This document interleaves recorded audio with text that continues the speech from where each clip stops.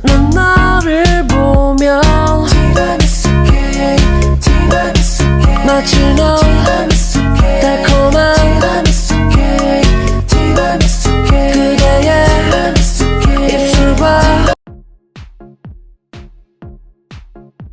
Kesulitan belajar adalah kondisi siswa yang tidak dapat belajar atau menerima pelajaran sebagaimana mestinya, baik itu dalam menerima maupun menyerap pelajaran dari guru. Kesulitan belajar ditandai dengan menurunnya kinerja anak secara akademik maupun prestasi belajar siswa. Kesulitan ini juga dibuktikan dengan adanya kelainan tingkah laku anak di dalam kelas atau kegiatan belajar mengajar.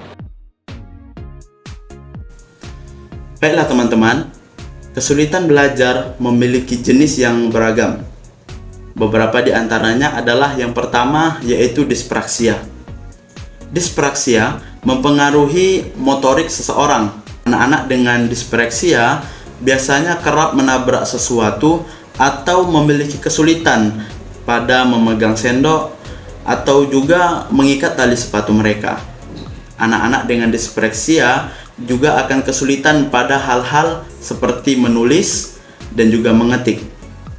Ada beberapa masalah yang bisa saja timbul pada mereka yang mengalami dispraksia, yaitu yang pertama adalah kesulitan bicara. Kemudian yang kedua, kepekaan terhadap cahaya, sentuhan, rasa, dan juga bau. Dan yang ketiga adalah kesulitan pada gerakan mata. Kesulitan belajar yang kedua yaitu diseleksia. Diseleksia mempengaruhi bagaimana seseorang memproses bahasa. Ini juga membuat menulis serta membaca menjadi sulit. Anak-anak dengan diseleksia biasanya akan sulit untuk mengatur tatanan bahasa dan juga memahami bacaan. Mereka juga akan sulit mengekspresikan dirinya menggunakan verbal dan menyusun pemikiran selama percakapan. Yang ketiga, yang itu ada masalah disgrafia. Disgrafia mempengaruhi kemampuan menulis seseorang. Orang dengan disgrafia mungkin memiliki berbagai masalah, termasuk yang pertama ada tulisan tangan yang buruk, yang kedua ada masalah dengan ejaan, yang ketiga kesulitan menuliskan pikiran di atas kertas. Yang keempat yaitu ada masalah yang namanya diskalkulia. Diskalkulia ini mempengaruhi kemampuan seseorang untuk melakukan matematika. Gangguan matematika dapat mengambil banyak bentuk dan memiliki gejala yang berbeda dari orang ke orang. Pada anak kecil, diskalkulia dapat mempengaruhi belajar, menghitung, dan mengenali angka. Seiring bertambahnya usia anak, mereka mungkin mengalami kesulitan dalam memecahkan masalah matematika dasar atau menghafal hal-hal seperti tabel perkalian. Jenis kesulitan dalam belajar yang kelima yaitu gangguan penyerapan informasi melalui pendengaran. Nah, gangguan jenis ini yaitu bagaimana cara otak bekerja menyerap informasi melalui telinga ataupun pendengaran tanpa adanya gangguan pendengaran secara medis.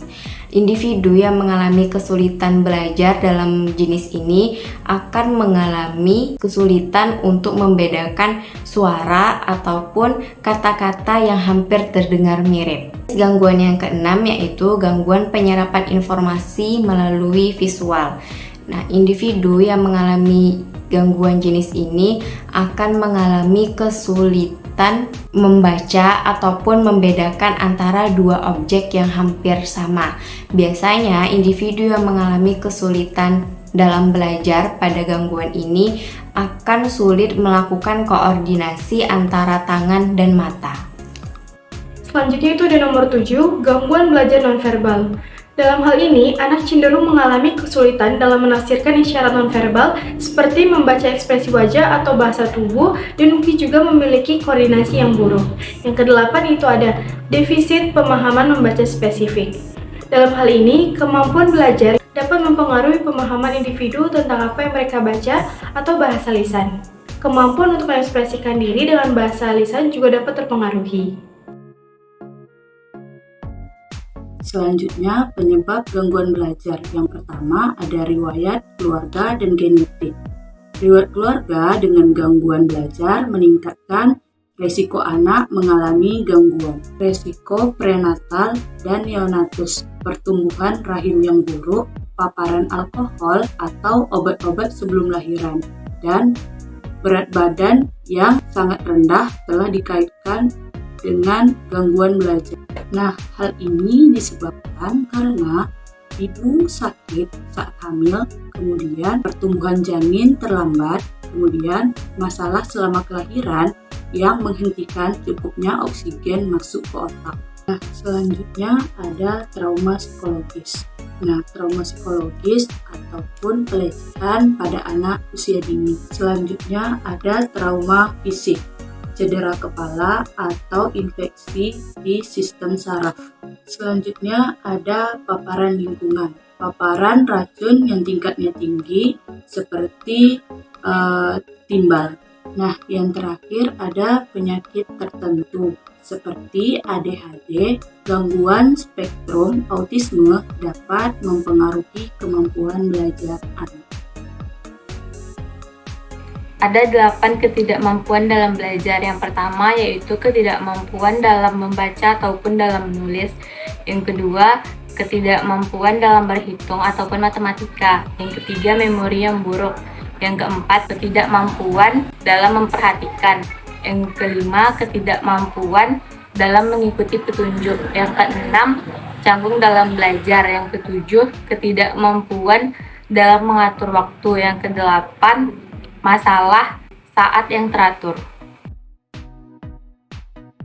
Cara mengatasi kesulitan belajar. Pertama, pelajari semua yang anak bisa. Dapatkan semua fakta tentang ketidakmampuan belajar anak dan bagaimana hal itu mempengaruhi proses belajar anak. Teliti dengan sebuah strategi pendukung sehingga orang tua dapat berperan aktif dalam memutuskan perawatan yang tepat untuk anak. Kedua, jadilah advokat anak. Bekerjasamalah dengan sekolah anak untuk mengembangkan rencana pendidikan individual atau rencana khusus yang menetapkan tujuan untuk anak dan menjelaskan dukungan yang mungkin diperlukan untuk mencapai tujuan tersebut. Ketiga, pastikan anak memiliki kebiasaan yang sehat. Anak yang cukup tidur di malam hari, makan makanan yang seimbang, dan banyak berolahraga adalah anak yang lebih sehat, baik secara mental ataupun secara fisik. Keempat, perhatikan suasana hati anak tersebut. Ketidakmampuan belajar bisa berdampak buruk bagi harga diri seorang anak. Awasi gejala depresi tersebut seperti kemurungan atau perubahan dalam tidur, atau nafsu makan, atau kehilangan minat dalam aktivitas yang bisa mereka lakukan. Nah, yang kelima, cari bantuan khusus seperti spesialis membaca atau profesional terlatih lainnya yang dapat mengajarkan teknik anak meningkatkan keterampilan akademik, organisasi, dan belajarnya. Kesulitan belajar adalah gangguan yang memengaruhi kemampuan untuk memahami atau menggunakan bahasa lisan atau tulisan, melakukan perhitungan matematis, mengordinasikan gerakan, atau mengarahkan perhatian. Meskipun ketidakmampuan belajar terjadi pada anak-anak yang sangat muda, gangguan tersebut biasanya tidak dikenali sampai anak mencapai usia sekolah.